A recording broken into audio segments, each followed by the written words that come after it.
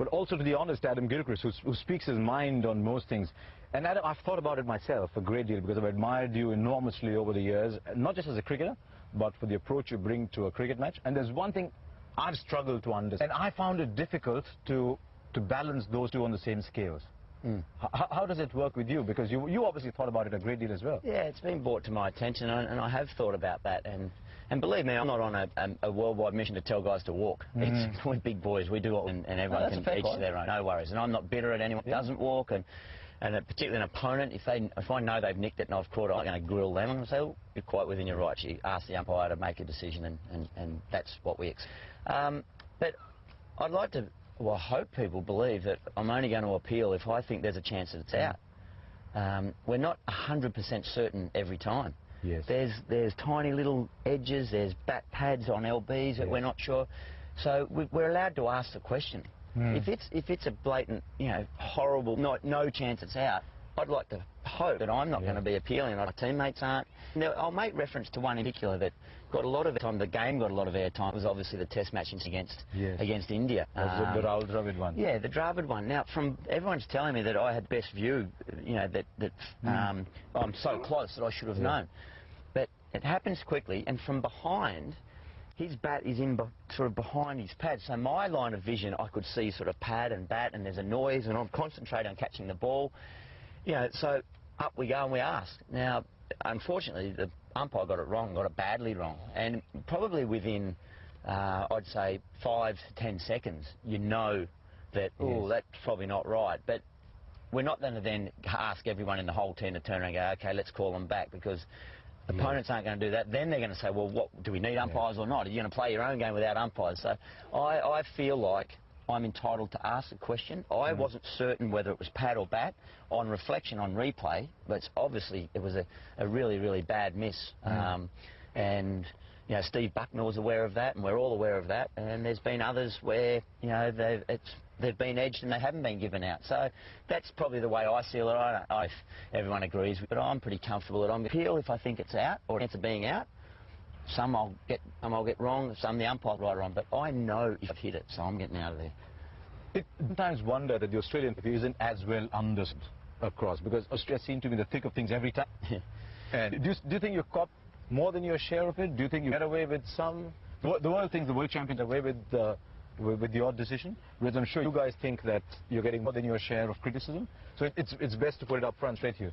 I don't know, mate. I don't sit back and reflect too much about. Which is not a bad thing, is it? Yeah. Do you think we talk too much about the game? I think we do, actually. Yeah? I think we overanalyze a lot of things. I love healthy discussion on cricket, no doubt about that. But I do think we can often sit down and just get too fine a tooth comb out and complicate matters. And if you're going to sit down and try and work out who gets more good or bad decisions, everyone says they all even up by the end of it, but interesting you say that. Maybe you can have a comment on my profession, because I have a comment on your profession all the time. Do we analyze too much in commentary boxes around the world? Do we try and read too much into simple events sometimes? I think definitely there's too much into things. The smiles back of it. Often we don't have much of the commentary on Wayne, but occasionally we'll turn up and what we're thinking on the field can be so totally different to what the commentators are saying. But that's fine. It's all part of the entertainment pack. We've got to learn too not to be take everything so much to heart. Any criticisms, or I think there's times when some critiques have gone way over the top. And I think, well, I've just got to think of the Indian cricket team who, can go from hero to zero so quickly, and the other way around. You're like box office. You never know when you're going to be a hit, when you're going to be a flop. That's exactly right. So we can learn a lot from our experiences when we go overseas, over to India, and seeing and talking to the players, the Indian players. I mean, the way they do, I think, is fantastic. You wouldn't have wanted to be captain more? You got a decent record, 6. No, I never harboured any desire captain. I've got enough on my plate, sort of. I know, but I thought the greatest thing for a cricketer is to put on his cap, and the second best thing, apart from maybe scoring 100 in the World Cup final to win a match, is to be captain of his country's cricket side. Fortunately, I've experienced all those things, which is nice, and I haven't done it. No, look, Ricky Ponting was the absolute correct man for the job. If I was meant to be captain, I would have been, but I don't in any way, shape or form look back and with any regret on not being captain. I've had a taste of it.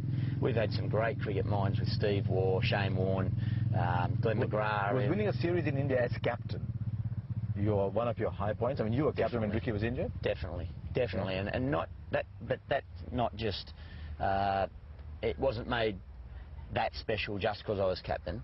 That added a nice touch that I sat down and helped sort of contribute to our planning and had to execute it. But for 5 years, whether I was captain or if I was their fourth player picked there just in the two party, I was going to enjoy that. Is India a bogey side? I mean, it's difficult to call a team a bogey side when you won 16 in a row. But each time won 16 in a row, and there comes the 17th, and there's Lakshman in India in the way, whether he's making 70 or 280. Yeah, it's uncanny how it pans out like that, isn't it? And one of the coincidences, or is India the ultimate rivalry now? It's certainly, it's funny, 2001, even 2004, that's what we were all saying. Yep, that's definitely, particularly 2001, that was a series that really captured this rivalry, I think. Then you played the best thing I've seen. Yeah, and then I got out, faced about 6 more balls in the whole series after that. Just after I did an interview with you, actually. I did an interview, I was on top of the world, and then I didn't score another run in the series. But no, that was a very special series for me. That was, for me, about the reality of cricket and the reality of, I think I learnt from that 2001 series. I was on top of the world after Mumbai, scoring 100 there, 16 wins in a row, haven't tasted a loss. Life doesn't get any better. And then in Calcutta, in front of 100,000 people in the ground, however many million, close to a billion watching around India, I got out twice for a golden duck, and I felt as lonely as I could ever feel, even knowing that I had that many sets of eyes on me. But great life lessons. That's what I love about going to India. It's just, you know, the best experiences in life for me, you know, high and low. But the Indian team, that just shows they're great fighters. They know how to step up. They've got so many champions in that team, and when they do combine together, like they did in that Perth game against us, everyone chipped in somewhere, and that's what we've managed to manufacture and produce for a long time. India do have the ability to do that, and they tend to do it against us. Are you an emotional person? Very. Adam? Very. Because I've read reports that whether in sadness or in joy, Adam Gilchrist can shed tears. Yeah. I'm a softie with that. No doubt about it. I remember the tears in that 2001 series of both emotions, and that's, again, I love India. I love Mumbai particularly. I almost feel like whenever I touch down there, I'll ring home to my wife, and I almost, he has said to me that I've made the comment that I feel like I'm home.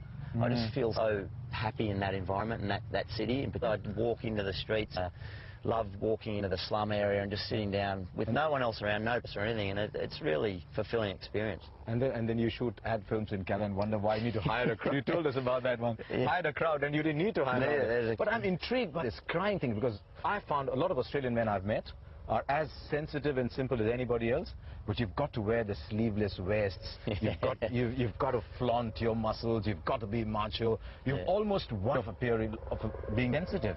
And you're quite happy to say that you cry. Yeah, well, I don't make a habit of seeing the tears. No, I'm not using it as an advertising slogan, but the fact that, and Aussie's quite happy to say, look, if it comes to that, I do. Yeah, no, I've got no drama with that. It's just what you feel. As I say, I'm an emotional person. I think it comes from your parents, from the family environment that you grew up in, and just being able to express your emotions. And I too think my wife in particular, as you say, Mel and I have been friends since we were about 13 or 14, so we've grown up together, and she, as much as anyone, has helped me learn to express my feelings. And then, of course, John Buchanan played such a huge part in my life. But John Buchanan never played Test cricket. No. But he sheds a tear or two every now and then. No, I'm intrigued by that, because a lot of people think that only people who play Test cricket are entitled to do anything on a cricket ground. Yeah, John came in. The reason why he was so successful and did such a great job was because he turned up not just to say, I want you guys to win cricket games, I want to come in here and improve you as people. And not every single person. That's what it is, isn't it? Well, that's what I feel like. You're the person walking out to bat. Yeah. That's right. It's not a record book walking out to bat. It's not a robot. Walking out to bat. It's a mind. It's emotions. It's a heartbeat. There's adrenaline. There's everything. So I know it's a long way away yet, Adam. But will there be a tear when you've walking back for the last time? Oh, mate, I'll be a shattered mess, I promise you. I know that now. Will it be difficult to take that decision? It will be difficult. It's a big decision as to if and when. But I've been, you know, in tears when teammates have retired. You know, that last game last season against England in Sydney. Warren, McGrath, Langer. Warren, McGrath, Langer. Martin had just left a couple of games before. That very emotional time. So when it comes to me, I'm going to be shattered because it's final, isn't it? That's the end. So that's why I'm not rushing into it. I'm definitely closer to the retirement than to when I started. But yeah, I've got a bit to think about, and I'll just see how it goes. It's exciting times at the moment with a bit of a changing of the guard. Play on, Adam. It's great fun. It's great fun knowing you. It's